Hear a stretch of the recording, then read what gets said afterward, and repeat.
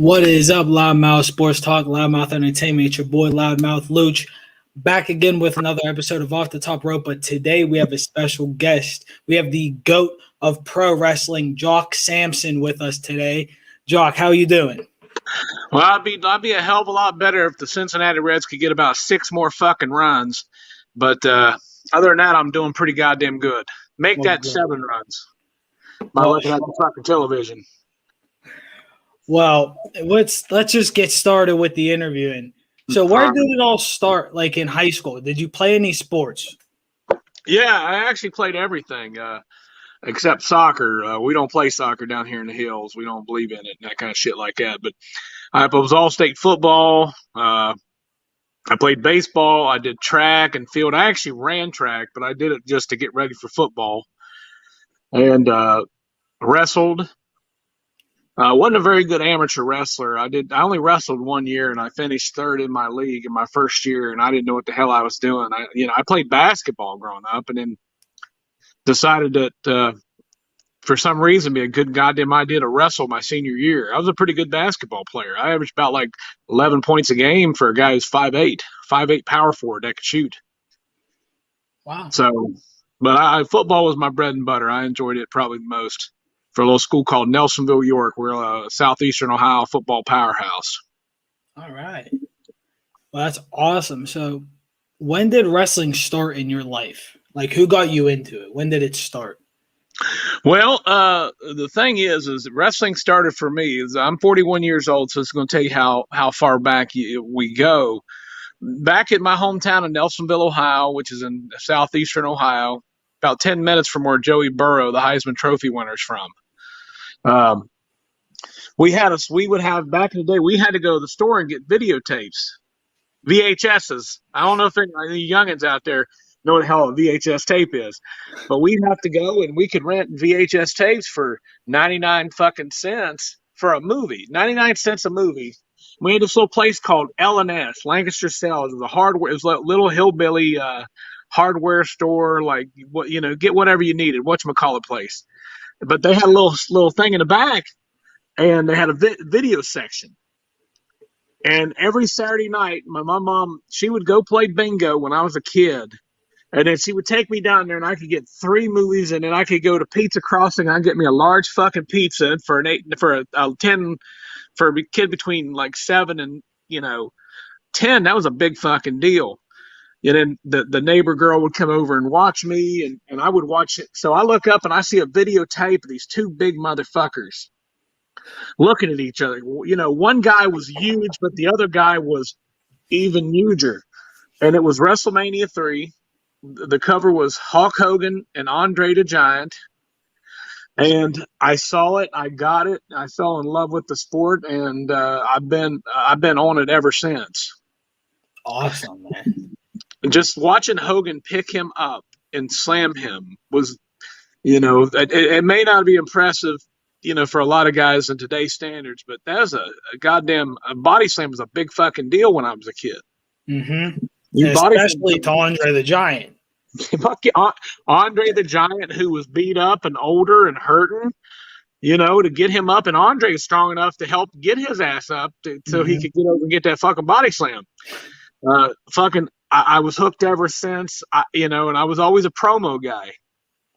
And I've always cared about, fuck the in-ring shit, man. Let me hear Hulk Hogan talk. Let me hear fucking Ric Flair talk. Roddy Piper. No, I didn't give a fuck about 5 stars. Fuck your 5. Dave Meltzer can take his 5-star matches and shove them up his fucking ass because he has ruined wrestling. He can suck my pecker. Wrestling's about good guys, bad guys, yay, boo, fuck off. That's what it's about. They took a business that made gazillions of dollars, and now guys I wrestle with are fucking 34 and fucking crippled because they're trying to get that goddamn 5th fucking star, like it's Willy Wonka in the goddamn chocolate fucking factory, trying to get that golden ticket. I agree with you on that one. So we talked about like where it all started. So what did people think when you first wanted to get into wrestling? Well, I didn't get into wrestling till I was like 25. And Okay. I played music in a band. I was actually a singer in a country band that traveled, and we went to Nashville. Uh, we hit around, but I always loved wrestling, and I was always addicted to it.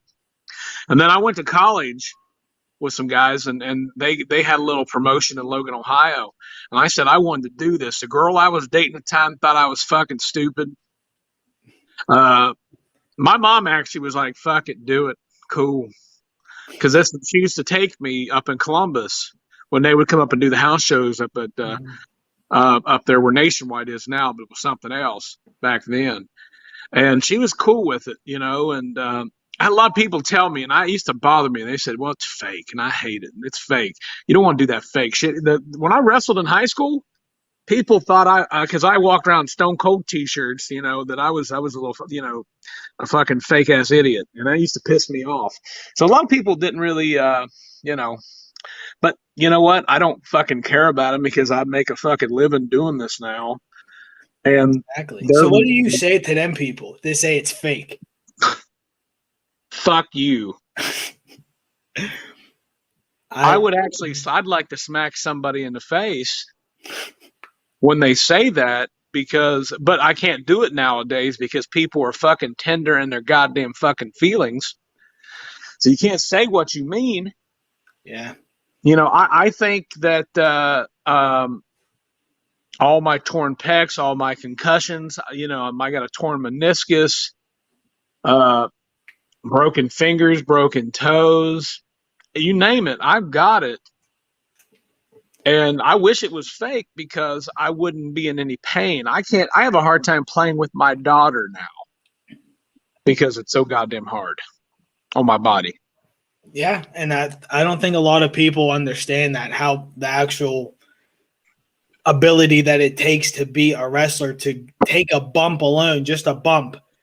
People don't understand. You move the wrong way in a bump, you can injure yourself. Crazy. Yeah. It's not for the weak of heart. Definitely not. So where did wrestling all start from you? Where did you start training, learning it?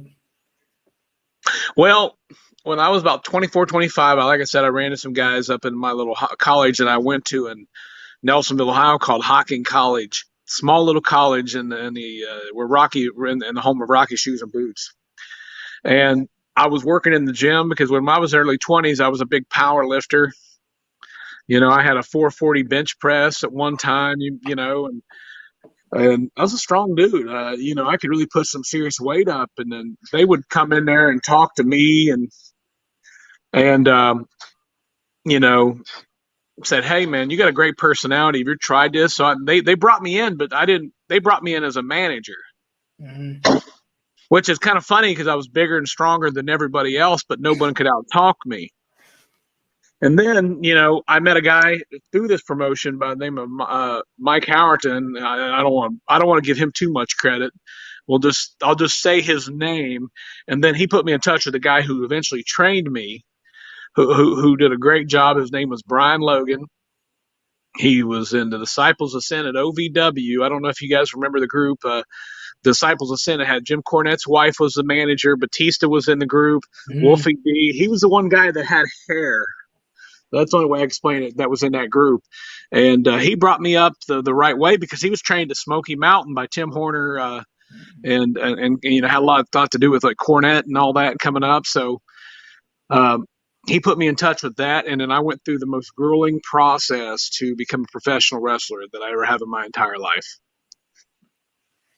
So talk a little bit about that. What was it like going through the process to become a wrestler? It was terrible. I had to do 500 air squats a day. 500 air squats a day, and then had to do 200 push-ups a day. We had 16 people in our class, and you're looking at the only one left. Nice. I mean, it was pure hell. The first 2-3 days I couldn't walk, but I just got up because goddamn it, I'm gonna be a professional fucking wrestler. I'm gonna be I'm gonna be who I am. Got through it, and about 7 months later I was able to to have my first match, and I don't even remember who the fuck it was against. I'm bad about that. I wish I would have kept track of some of that stuff, and well, I know how many matches I've had, but I couldn't tell you who I've worked and this and that. Yeah. But about 6-7 months into that, and I was wrestling full time, and I'm over 1,000 matches now. And that was 15 years ago. Nice. That's amazing. So, where all have you wrestled?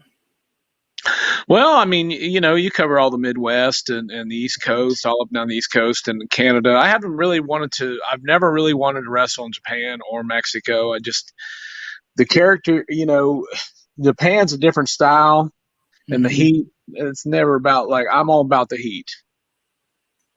And in Mexico, if I get that kind of heat, I may not come home. Oh, definitely not. No, they might jump the guardrail and.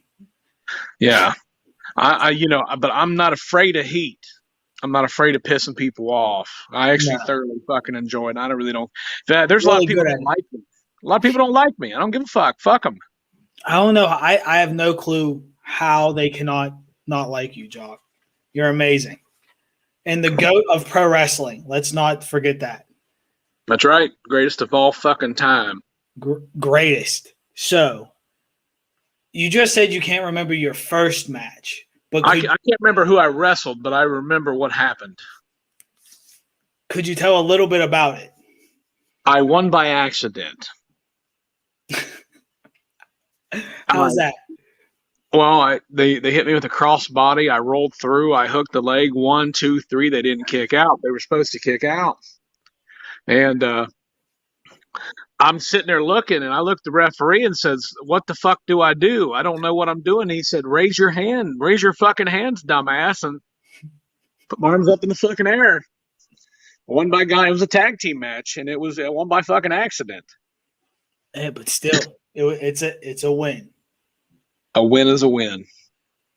So I have to ask, why haven't you got your IWC rematch for the World Heavyweight title?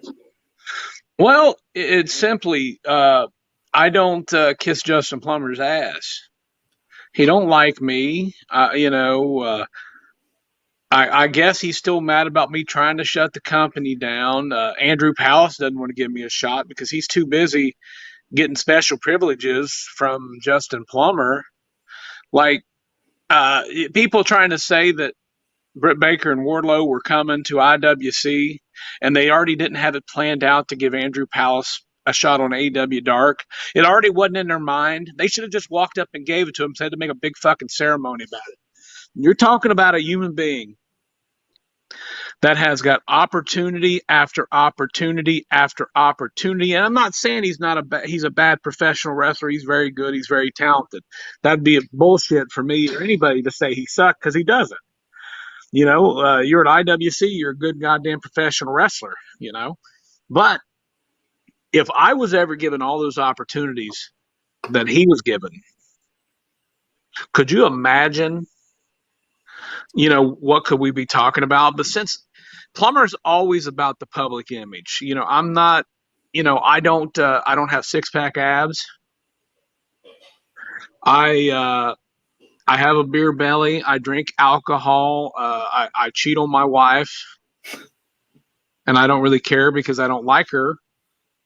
I guess I'm not the head of the company material. But I guess Andrew Palace is, because all he does is talk about, let's have fun. You know what I want to do? You know what's fun to me?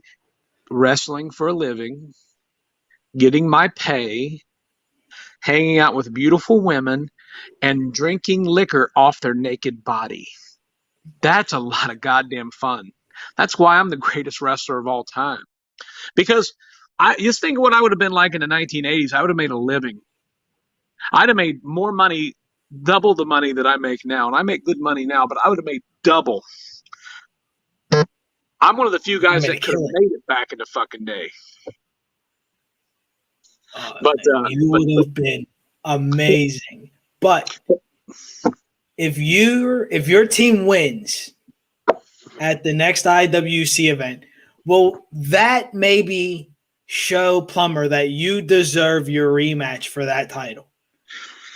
Well, deserving's one thing, but every champion when they have a title, when they have a championship match, there is always a clause in there where the former champion gets a rematch. So as you know, I have two lawyers on my team. I got Lawless, and then I got LaRusso. So they keep filing stuff to make sure that this contract stipulation gets fed through the right way, and just to make sure that I actually get what's mine. But Plummer wants to give people good matches, and like, I only care about the good match. I only care about this. I don't give a fuck about good matches. It's about winning and fucking losing, and that's what it's all about. And I just beat a super indie champion. I just pinned him in the fucking middle of the ring with my fucking elbow drop, my 740 elbow drop. But I'm not going to get no opportunities. I bet you Johnny Patch will get a super indie shot before I get a fucking hell. I probably wouldn't even get a high stakes chance because Plummer just absolutely fucking despises me. I understand that I tried to shut his company down, but I wasn't going to really shut it down. I was going to shut it down, but I was going to keep it for myself, and I was going to fucking run things the way they should be. Get rid of him and his stupid fucking wife. So he needs to grow the fuck up. I mean, you need that rematch for that title. There's no other way about it. Like, it's legality. But he keeps filing injunctions back, and he keeps getting fucking dragged through goddamn court. But, I'm sure when Jack Pollock comes back, he'll give him a fucking shot. He'll be the first one in line because they're fucking alcoholic drinking buddies together. Buck Nasty's been kicking everybody's fucking ass, and he ain't gonna get a shot because he's telling everyone to fuck off. He's killing people, even though he could not beat me. He couldn't beat me at all. Like, everyone saw what I was doing to him in there. I was tying him up in fucking pretzels, and I just left because if I didn't, I'd have killed him. But, Plummer is going to do what Plummer wants because Plummer, he puts wrestling shows together for himself, not for the fans. And there's a lot of fans that hate me, and they can go fuck themselves right in the ass. But there's a lot of fans out there that actually appreciate me, and Yes. and I don't understand. Like, we won heels of the year, bad guys of the year, most hated of the year, and I hate that because I'm not. I'm a very nice person. I do a lot of good for people. I just don't get on Facebook and brag about it like Andrew Palace and friends. Hey guys, look at me. I planted a fucking tree and I gave money to the homeless. I do shit like that, but I'm fucking proud about it. I'm not going to fucking brag about it. That's just not my fucking MO. I feel you. I fucking do. So, speaking of IWC, can you give me your top 5 IWC guys and your least favorite 5 IWC guys? Well, I'll say this: the Regulators will always be my favorite, and it will be too easy to say them. So let's just put them off to the side and say they're my fucking favorites, okay? And I'll just give you 5 guys that I really like. All right. Number 5, I like Young Tony. He's things like he's doing. Young Tony. And let's just throw Team Big League in there, just the males. Throw all the fellas in there. I love all those guys. Future IWC champions of some type. Then you got the Lebanon Don, man. The dude's got more fucking money than Fort Knox. He always gives me the best cigars. He's always got beautiful women around him. I also, Jesus Christ, he put me on the spot here. Thinking about people. Yeah, I know, man, because the IWC, a lot of times they can suck my dick. I wish Dylan Bostic would come back. I fucking love Dylan Bostic. Dylan Bostic was a good fucking human being, so I'm going to add him on the fucking list. And then you got, Jesus Christ, I'm trying to think. I got 2 more spots here to get. So I like Bulk Nasty's ability. Okay. But would But you say he's one of your favorite? if I'm not wrestling him and beating him to death, I'd say he's one of my favorites to watch. All right. And then, the regulators are on the side. But my favorite person at IWC is the dime piece. Me and her have a friendship, that, that only two close friends could have. Yeah, I thought you were going to say Ella Shea. I seen you two be posting pictures lately together. Well, that wasn't supposed to come out, but I'll we'll put Ella Shea in there, and I do like Chase Gold. See, there's so many guys I like, but people think I hate everybody. I like a lot of people. We think about. I love the regulators, Lawless, Order, the Murphys, LaRusso. Like David Lawless is just as good as promo at wrestling as I am. He's not going to get an opportunity from Plummer. Can you imagine all the guys in the regulators if we would actually get an opportunity from Plummer? He's not going to do it. He'll put us he'll put those guys at the first of the card just because he's contractually obligated to. But that is what it is. You guys would run IWC if he gave you all shots at titles. Oh, I mean, it is what it is. Plummer's scared of that. I mean, I guess I would be too if I didn't like somebody. I'd be terrified of them be taking all my gold. So, no, I agree. So we went with your top five. Now, your least favorite 5 IWC guys. Jack Pollock can go fuck himself. Xander Gabriel gets on my goddamn last fucking nerve. I agree with that one. Johnny Patch has one goddamn good move, and all the ugly girls are all crazy about him and standing up for him. Andrew Palace can go to AEW Dark and fuck off because they were going to give him that fucking opportunity. We all know that it should have been me. Absolutely. AEW Dark. I've been fifth wrestling 15 fucking years, but maybe I tell too many people to fuck off. Maybe, I should kiss more ass, but I'm never going to kiss ass. And the person I hate most at fucking IWC is Justin Plummer. What a rotten piece of shit. What a fucking piece of shit. Yeah. I mean, so he would be number 5. All right. So the Plummer last number one. He'd be number 1. Okay. All right. So my last 2 questions, the same for almost everybody, is your top 5 wrestlers of all time. Of all time. I mean, my favorite or who I think are the best, because I have 2 separate groups that I label people. All right. Give me both. Okay. Well, I will tell you who the top 5 greatest wrestlers are of all time, and I go by one reason, and I pick because of draw. What's your fucking drawing ability? Okay? And this is not the only one guys that's going to stand on fucking top in the history of wrestling, and that's going to be Hulk Hogan. There's no wrestler that took wrestling to bigger heights than Hulk Hogan. He's the greatest. I know there's some fucking tweaking ass nerd sitting there on the screen going, well, his work rate was fucking terrible. He couldn't wrestle. He could draw 93,000 people at the fucking Pontiac Silverdome, you stupid fucking virgin. So he's the greatest of all time. I'm putting Stone Cold in there. Andre the Giant's in there because Andre was the guy before Hogan. I put Bruno Sammartino, and then I put Ric Flair in there.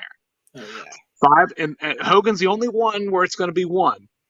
And I know people are going to put Flair 1, but Flair never really drew what Hogan did. Granted, everyone's going to say, well, North Korea he drew. Those people went there because they were afraid of the fucking dictator killing everybody. It was 100,000 fucking people. It's a big fucking difference when someone's saying, you better go to this wrestling show or we'll kill you. But those are the top 5 of all time. My top 5 favorite wrestlers ever.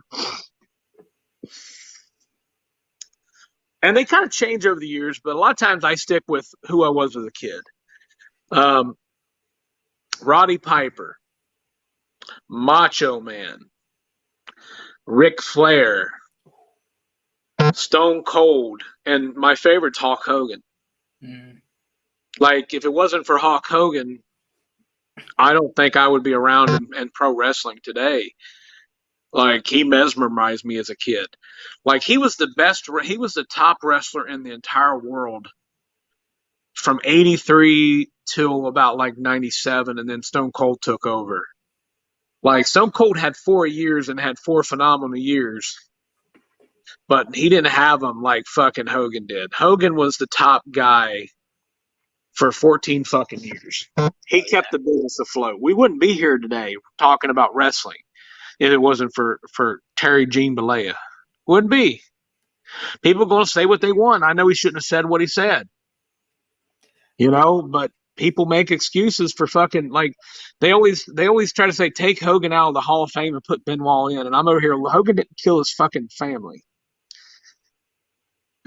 He fucked up and said a bad word that you should never say. But that's going to get me off on another tangent where I might have to tell someone to fuck off. And All right. Well, your top 5 matches, whether you were in them or your top 5 favorite matches to watch, or you can do both. Well, I won't involve my matches, my top 5 favorite matches, because I'm not going to sit here and talk about myself. Andy Palace would probably name all 5 of his favorite matches to be his, or Jack Pollock. He'd probably sit here. I like to drink, but I know how to drink, and I can drink well. So, man, I'm just going to my favorite match of all time. This is easy for me. It's Hulk Hogan and The Rock at WrestleMania. Easiest. Okay. There's no match that Dave Meltzer gave that match 2.5 stars. If you want to talk about his credibility as a dirt sheet writer, and he gave that match that had that much electricity 2.5 fucking stars, and he gave a fucking match on TV in fucking Wichita, Nebraska, fucking 5, a match that I don't even know who was in it, and he gave them 5 over the fucking Rock and goddamn Hulk Hogan. Get the freak out of here, man. The crowd. It was this dude Robert here. He's right. The crowd was nuts. It was a rock concert. Yeah, it was. It was a rock concert. Mm-hmm. I agree with that one. I mean, he was flexing, and they were losing their minds. Yeah. I mean, when he honked up, I was in my 20s at the time, and I'm getting goose pimples talking about it right now. It was the most unbelievable match I've ever seen in my life. The other 4 are not going to be any particular order. I want to say Ric Flair and Ricky Steamboat, Music City Showdown, where Flair took the belt back from Steamboat. The one where Terry Funk attacked Flair afterwards because he was in Hollywood. Then he came back and wanted to take, a shot at the, hey, Cody, Linda's a piece of shit.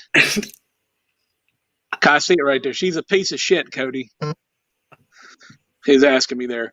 But that match was phenomenal. Ric Flair doing what he does. How you doing, man? Hey, what's up? Continue. I just popped in real quick. All right, man. All right. Wow.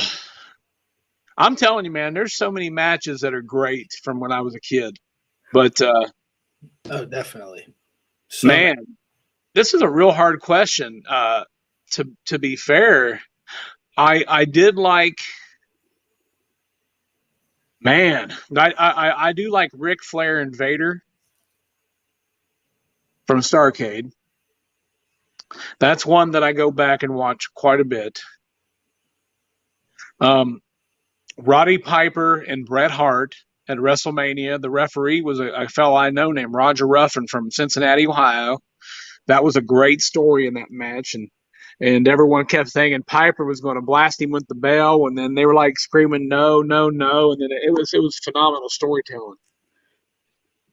And then I saw, when I was a kid, Columbus, Ohio, Macho Man Randy Savage and Hacksaw Jim Duggan right after Macho took the crown from Hacksaw, and it was the first live main event I've ever saw in person in my life.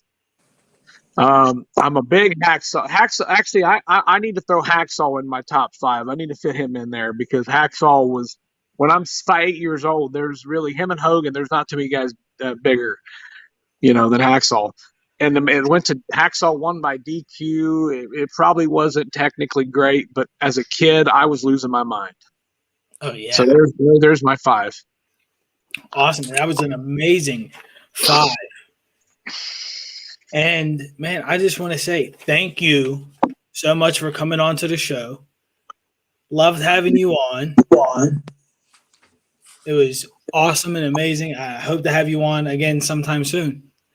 Well, I look forward to it. I appreciate you having me on here, and I wish you all the best and all the luck. All right, thank you. Real quick, before you go, I have a problem.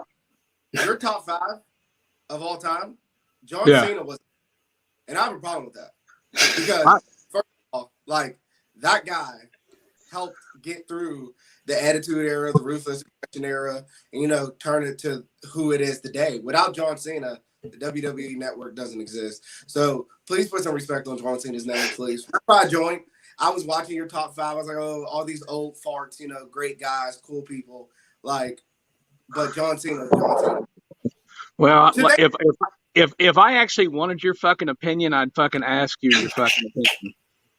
Jock is hilarious. So should they start doing like greatest of all time by like WCW, WWF, or WWE?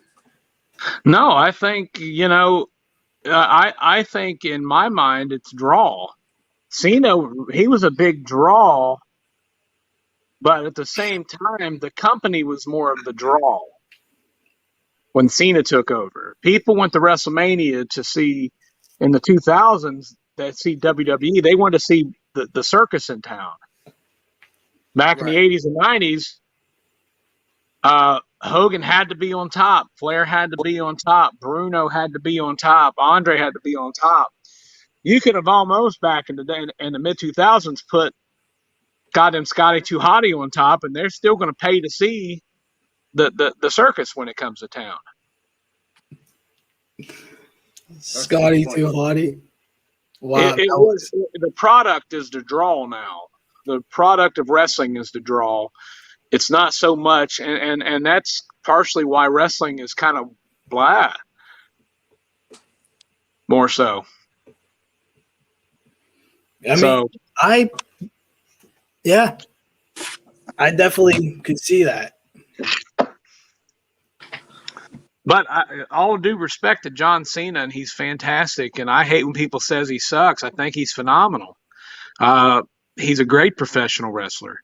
I just don't think he's drawn enough money like fucking Stone Cold Flair and Andre and Hogan. He's basically Hogan light. Is Cena, because they're technically they preach the same values. I mean, on character at least. The whole say your prayers, eat your vitamin shit. They were probably the 2 closest to each other. But I'm still going to take Hogan over him because, I mean, Cena never drew 93,000 fucking people.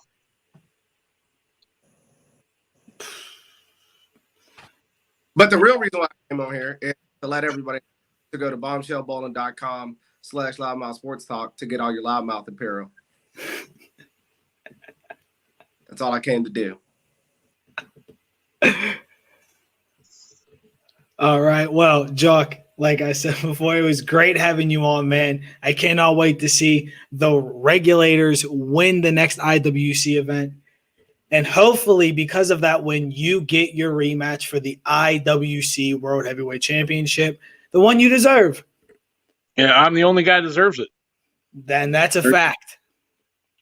And that's a fact. You go have a great day, and I hope your Reds do better. Thank you, sir. All right, my man. Have a great day. Bye-bye. Bye. All right. Oh, my bad, boss. My bad, boss. But, all right, guys. So the interview is over. So now it is time for Off the Shelf. This is the newest segment to Off the Top Rope. I pretty much had a shit ton of pickups this week or past 2 weeks, and I'm going to show them off to you guys a little bit. And if anybody on here has any wrestling pickups, shoot me a message. I'll send you a link. You can hop on and show off your stuff too. So I kind of got a lot, so we're just going to get into it. Well, we're going to see Cody. If you're still watching, you should know with the met Wardlow at the last IWC thing. Got him to sign this one. Real cool dude. And then I recently just got this. Finn Balor signed 8x10, which is pretty sick. Comes with a authenticity. Sorry, guys, the ring light is getting in the way a little bit, but there you go. I thought it was a sick print, and the fact that it's signed by Finn just makes it that much cooler, so I had to get it. Then I'm going to go to some of these books that I got because I got some crazy magazines to show y'all, like crazy. First, we got – I'm not going to read them all, but just show them off because we got a lot of stuff to go through. Texas Rattlesnake. There's a lot of Stone Cold books, but this is the China one. The Rock. Mick Foley. Again, Stone Cold, like I said, a lot of them. This, I cannot wait. Wrestling's Heels and Heroes. I cannot wait to bust into this. It looks like it just goes over like Bam Bam Bigelow. I think it's just like, Tank Abbott, introductions. I think it's just like talking about wrestling. Rollers of the Ring. This WWF cookbook. Stone Cold Steve Austin. Like I said, guys, I'm trying to run through these ones. Meet the Stars of Professional Wrestling. Your Guide to Everything Wrestling. These ones, like, they all came together, so. But, yeah. Then, hold up. Let me get the last one. Okay, guys. Wrestling Madness. Seriously, this is like the WWE Encyclopedia before there was a WWE Encyclopedia. That's like pretty much what this is. Like Taz. Shit. Let me see. Governor Jesse Ventura. So, yeah. Then we'll get, hold up. I got to back up a little bit for this one. Just a little bit because it's pretty big. I got this poster of The Rock, which is like pretty sick. One of my favorite. I can't wait to hang it up. Put that off to the side. Then I got this old poster in one of the catalogs. What's this? Or this. If I ever get to meet her, it'd be nice to have her sign this. And it's old WCW, so it's pretty cool. Then we're going to get into some of the magazines. And when I say some because I'll take a picture and post it later of all the magazines I recently bought in a like a haul. So we're going to go to old WWF. And like I said, this is definitely not even close to half of them or all of them. Another WWF one. I mean, this is like the old WWF scratch. Val Venus. I only took out some ones that like I recognize that I've, had or bought or whatever. And the ones that just look pretty cool. Like this whole Sable magazine, just like straight up just for Sable. Has everything Sable and women's pro wrestling. So yeah, it's pretty cool actually. I didn't get to read any of them, but I did skim through some of them. I didn't see if there was too many posters, but that was a pretty cool one. But there were a couple, and I picked them out. This is really cool. This one. This one's pretty. This nice Jericho one. This old Jericho one. This is Stone Cold one. This one. Kane. There's this Kane one with Paul Bearer, which is really sick. This WWF one, which had The Hardy Boys on it.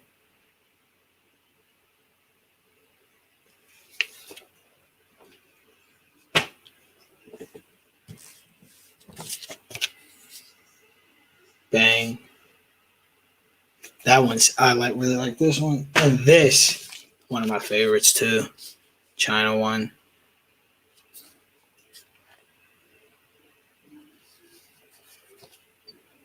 A little, Cody. And there's a lot more to come. Then we got the WWF. This one I got to get signed by Kurt. I just need to. But this is, oh my God, amazing. And then we go to the, I don't know if you guys remember the Raw magazines. Oh, Cody, I know. That's why I told her, brother. It's, yeah, as you see, Cody, Cody's collection is taking over our house. Yeah, there's the whole kitchen table right now is filled with WWF, WWE magazines. I'll just put it that way. This old Raw one with Carlito, which was so cool. I had to pull this one out to show you guys. I had to pull this one out just because, the rivalry. Oh, Cody, bro, I tell the wife all the time, the minute I get a kid, that's going to be my excuse. The reason I bought the new action figure, well, it's for the baby. It's for the kids. It's going to be my excuse one day too, brother. And the only reason I pulled this out was because who remembers getting these in WWE magazines and ordering from these? I remember so vividly, ordering stuff from these, and I'll just show a little bit of them, but whatever. But the Rey Mysterio stuff, crazy. It's wild. But I remember getting this stuff. I actually remember having I think it's this towel, the Latino Heat one. But yeah.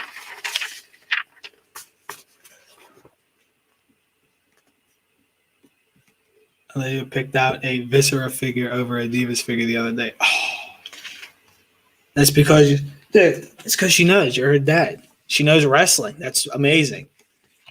And then these are the only two ones I found so far. Poster-wise, was these. And these just tell you the height of pretty much all the superstars in the picture. Not that bad. And then this was the other one. Stacy Keibler. Again, if I ever meet her, it'll be a nice one to get signed. And then some more Raw magazines. Like I say, guys, this ain't even close to some of them. Not even a quarter of them. But this, I love this one. This, sick one. But this, actually, I'm going to leave that one to last because I just love that. Oh, shit. I just love the cover of that magazine. This one is so sick. If I could get all four of them to sign this, this would be such a sick piece to hang up. Same with this. I don't know if anyone is a fan of X-Pac or Six or whatever you want to call them. This is sick to me. And I love this moment, so it's the only reason I kept this one out, because I love this moment when he hung Stone Cold. Brothers of Destruction. We have some more. I believe it's Sable. I believe, right? Yeah. And then the last one, which is one of my favorites, of Eddie, Chris Benoit. That was my first moment watching wrestling. Right here, Code. Live. When watching over tapes of Taker, this is what made me love that man so damn much. I have no clue what it was. This segment made me the Taker fan I am today. And it's hands down. This right here. made me the Taker fan I am today. That's why I have a whole shelf dedicated to him. A whole shelf, and it's truly brings chills. Like, it's crazy. So, all right, so we got through the magazines and we got through the autographs. I got 3 DVDs, John Cena Word Life. I had it and I have no clue what happened to it, so I just picked it up again. Hardy Boys, this is a WWF Leap of Faith, and then Trish Stratus, 100% Stratisfied. So yeah, the Radicals. So those are my DVDs. There's other magazines too, but they're like more newer, so I really don't care about showing those ones. If they're like really new, if they're like kind of older, I'll show them, but I don't see any. Oh, I kept this one out because of RVD. I thought this was a pretty sick one. But no, I thought this was pretty sick. Again, if I ever meet him, it'd be a nice one to get him signed. Let me make sure that there's no other pretty cool ones or anything like that. Nope. No, they're cool. Oh, wait. Actually, I spoke way too soon. So we have World of Wrestling. Wow. We have that one. I'll save those 3 for last. We'll get all the wows out the way. Wow. Wow with Kurt. Wow with the Big Red Machine. And then 2 more of those. Wow. World of Wrestling. Then we have 2 WWFs. We got The Rock. This is an older one. Then we have this WWF WrestleMania, which is a pretty cool one in my opinion. And then we have this WCW Kevin Nash magazine cover. Kevin Nash is a cover of it. It's pretty cool, actually. There actually wasn't a poster in this one, but actually, no. Sorry. This is the one that one came in. You don't have the old Stone Cold DVD? I do not actually have I actually don't have the old WWF Stone Cold one. I'm in the hunt for it. I'm in the hunt for a lot of WWF DVDs, but yeah. Now we'll get into some of the figures I got. We'll save those 2 for last, but let's get into them. We got Triple H. This is a pop. I mean, it'll come out the packaging, but Triple H right here. My bad, guys. There's so much shit. The Sheik, Iron Sheik. This, the Sheiky. He's the man. I don't care what anybody says. He's the fucking man. Then we got this Walmart exclusive Asuka. Now, this one will stay in the packaging. Anything that's an exclusive or only ad or whatever stays in packaging. Everything else comes out. Because you'll see in a second. And then we have the $1 Million Man, Ted DiBiase. And then we got The Rock, Funko Pop. This one, as you see, I already took out. Batista.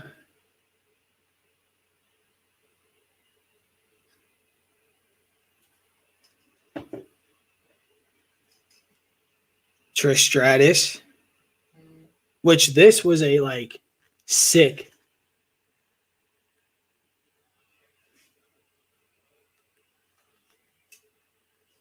Sorry, guys.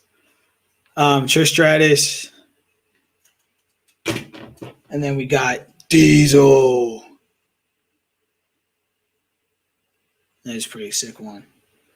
Then we'll go into the Unmatched Furies. We got Omega, the late and great.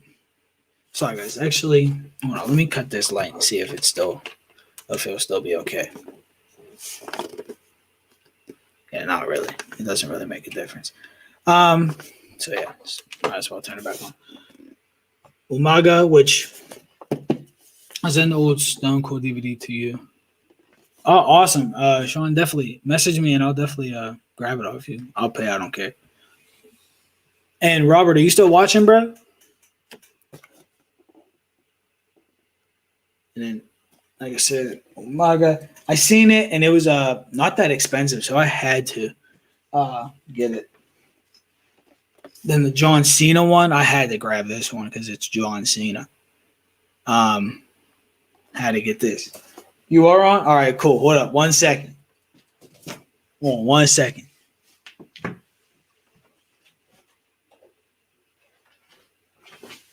All right. Rob, shipping this out ASAP. I know I've said it, but crazy week. Here you go, brother. This one's yours. This is yours. Shipping it out. We bought the bubble wrap in the box. Just message me your address, and it'll be sent to you this weekend. Then I got this one because he just got inducted. The Great Khali. So I grabbed this one just because he's getting inducted, and you never know if that will put the price go up just a little bit. And then if I can get him to sign it, it might go up even more. And to be honest, for the time that these figures came out, this was a detailed figure. This was the top of the line figure at the time. Was these. So, yeah, but then I had to save for the Unmatched Furies. The best for last, in my opinion, of the pickups that I got of the Unmatched Furies is the Eddie Guerrero. Now, this one, if you guys know, I love Eddie Guerrero. This was a must for me. I needed to have this. I seen it.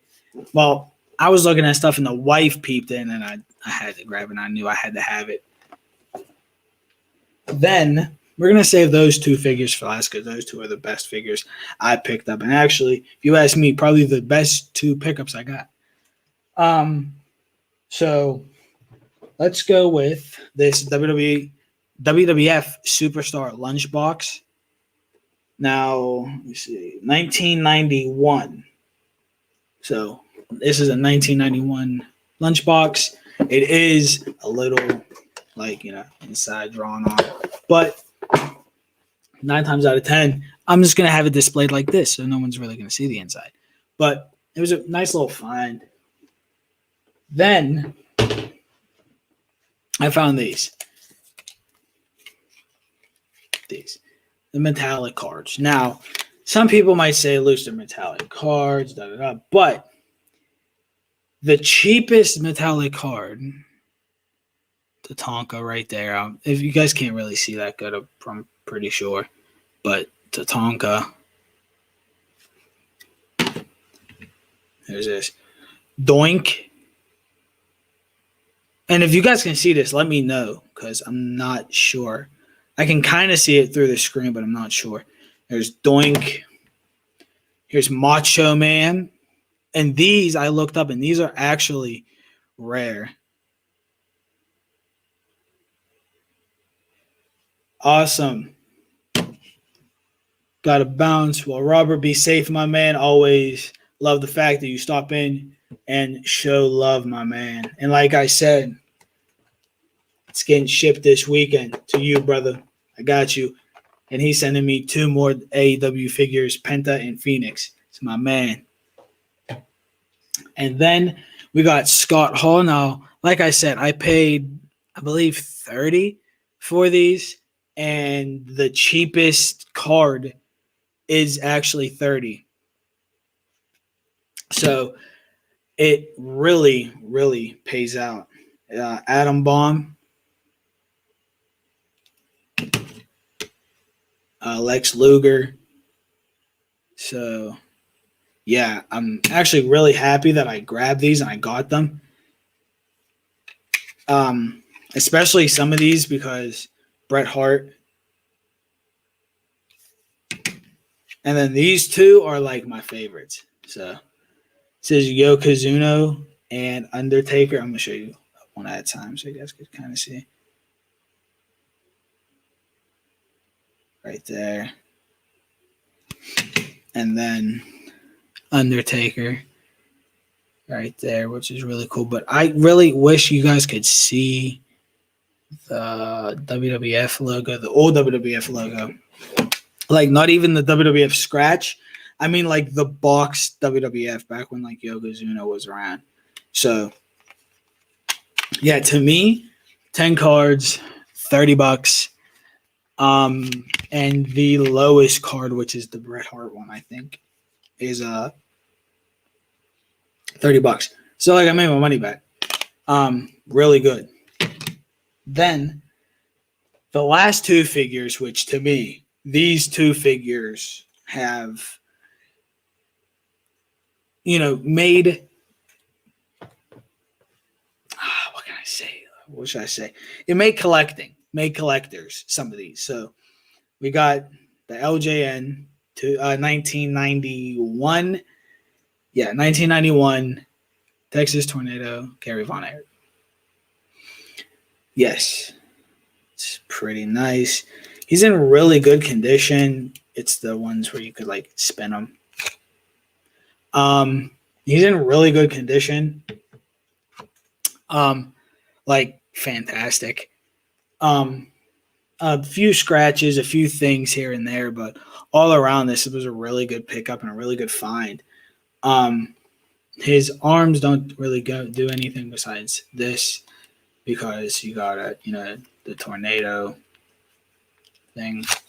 So yeah, it was between him and Pillman, and I picked up him. Pillman, if he's still there next time, will be next.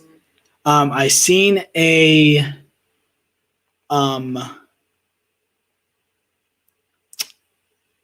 packaged one at a different shop that we went to later on in the day. I paid $20 for this guy, and the package was like $1.75 or $2. And I wasn't dropping it that day. Not right now. Maybe someday, but not at this moment. I'm not dropping that type of money for one figure. So yeah. But it's pretty dope. And then this next pickup to me is the best pickup. I'm just going to show it. And I don't know who is watching at the moment. Whoever's watching, if you guys want to comment, let me know who's watching. Let me know if you guys know who this is. This is 1986 LJN. So yeah. If you guys know who this is, put it in the comments. And if you're watching, don't comment because you know. But when I seen this, I said if it is that person, I have to pick it up, and I'm going to. He was $25. Sealed was $250. Again, one day for the sealed, but not at the moment. I could not afford it. But this is the great Bruno Sammartino. Like I said, this is 1986 LJN. So I definitely want to get more. There's a lot. Oh, see, that's the one thing about these ones is they're really hard to stand up. So like you gotta do it perfectly or it doesn't work. But yeah, those were some of my pickups from the past 2 weeks. I definitely will have more pickups coming for the next week because this will be a weekly segment. And even if I don't have nothing to show, I will have people on to show off pickups that they received and everything else. But until next time, wait, one second, guys, my bad. But like always, before we go, like always, Bombshell Bowling / Loudmouth Sports Talk for all of your Loudmouth Sports Talk gear. And always remember, every Thursday, 7 p.m., off the top rope, and throughout the week, there will start to be more shows for everybody to watch and enjoy. So until then, and until next Thursday, it's your boy, Loudmouth Luch, and I'm out. Peace.